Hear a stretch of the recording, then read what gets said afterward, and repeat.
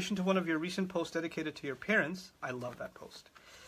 You mentioned something along the lines of treating your parents with ihsan as the bare minimum. What do we do if caring for a palliative parent feels like it's never good enough, despite the reality we'll never be able to repay them? Yeah, that's a really, thank you for your question, Tyra Azim. Really, really important question. Even if I don't get to answer any other question, I think this is valuable enough to kind of dig into.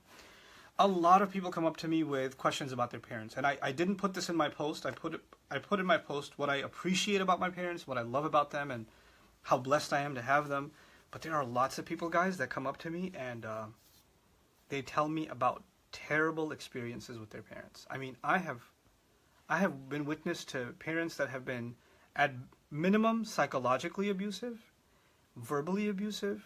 I've heard about parents that are physically abusive, sexually abusive. I've seen all kinds of things, and it's hard to even hear sometimes that parents can do that. And first, if I was to, I'm afraid to write something like that would put a sour taste in everybody's mouth as they read it. But I do want to say, for parents like that are abusive, you should be ashamed of yourselves. Allah gave you an honor greater than so many other creations on this earth. And He only gave you that honor because you take care of your children. You raise them. Quran says, Kama Rabbayani Saghira, they ensured my growth. So your part was, as a parent, you ensured that they grow well, that they're taken care of, that their needs are provided for, that they're protective, that they're safe. When you took that safety away from them, when you took their dignity away from them, when you humiliated them, when you abused them, when you hit them, when you did these things to them that put them down, that made them feel worthless, then you have taken this huge honor that Allah gave you and you have abused it and you've mutilated it. That's a crime. That's a grand, grand crime. I'm not even talking to the kids. I'm talking to those parents. That's something I don't know how you'll answer Allah. And then on top of doing all of those crimes, you have the audacity to turn to those kids that you've abused and then say, you better be good to me because Allah says, وَبِالْ وَالِدَيْنِ إِحْسَانًا. That is not how that works. That is not how that works. We have to be, and I'll dig into that ayah because that expression is really important. Ihsan means to do your very, very best. Please listen to this carefully. This is an important concept that is not very commonly talked about. If you have, for example, somebody came to me today and said they have divorced parents, okay? So mom and dad live in two different houses. She's the only daughter. And when I'm spending time with mom, I feel bad because I feel like I'm abandoning dad. When I'm with dad, I feel bad that I'm not with mom. Mom makes me feel guilty when I'm with dad. Dad makes me feel guilty when I'm with mom. And I'm torn on both sides, and you're supposed to be the best to your parents.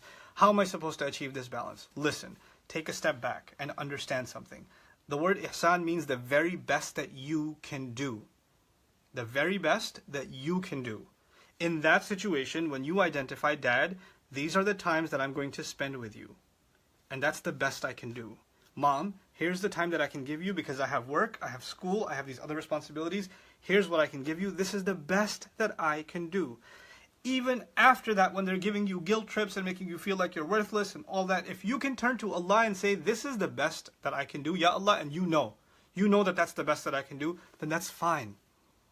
In one case, when a parent is extremely abusive, and just being in their company is harming you, it's literally harming you, physically, emotionally, in some other way, it's harming you, then being away from them and keeping a safe distance from them is the best that you can do. There's nothing better that you can do. So ihsan is actually relative to each situation. Allah did not put one standard on all of us for what we can do for our parents. There's sometimes people don't understand that in every relationship, even in the parental relationship, there are boundaries. There are some things that, if you don't draw a line, people will keep taking more and more from you. Like if you have, for example, if you have friends that make fun of you and you never say anything, then they'll insult you more the next time, then more. You never drew a line. The same way with your parents, sometimes they ask for your time. They say, hey, I need your help. Then you go and help. No, now I want you to do this. Now I want you to do this. Now I want you to do this. And you say, but Dad, I have to get to work. Or Mom, I have to get to school. Or I have an assignment to finish. Or I have this, or I have that. No, that's not important. What, are you not going to listen to your parents? وَبِالْ وَالِدَيْنِ إِحْسَانًا. And then you shut up and you just do what they told you, and then you're developing resentment towards them. Eventually you're going to burn out, you're going to disrespect them, you're going to stop talking to them. Crazy things are going to happen. How do you avoid all of that? Take a step back and say, Mom, I want to help. This is the day that I can help you. This is how much time I can give you for help. and I cannot do anymore. And even if she complains and cries and says, you're the worst daughter ever, the worst son ever in the universe, it's okay. You drew a line. And once you stick with that line, then the next time that line will be respected. In the beginning, it will feel like torture, but then they will learn to respect that line that you've respectfully drawn. You haven't drawn an abusive line, you have drawn a reasonable line. And that has to happen in every relationship, with your kids, with your parents, with your spouse, with your friends, with work. Any relationship, it's important to draw boundaries and respectfully draw those boundaries. But by the way, once you draw a line and you say, hey, Mom, it's, I want to help, but I don't like when you say these things. They're very hurtful. Don't say them. And if you say them, then I'm going to leave. But then she says them and you don't leave. You know what you've done? You better not cross this line or else. Then they cross that line. Then you draw a new line and say, hey, okay, this new line, you better not cross this one or else. And then they cross that one. You know what you're teaching them? There is no line. There is no boundary. This is a really serious problem many of us have in all of our relationships, that we don't know how to draw a line. And that has to happen even with our parents, respectfully, with the best possible intention, with the most loving, caring words, with the most consideration, but this has to happen. Otherwise, you'll just end up in miserable relationships, not just with your parents, in every relationship. You're going to be miserable. May Allah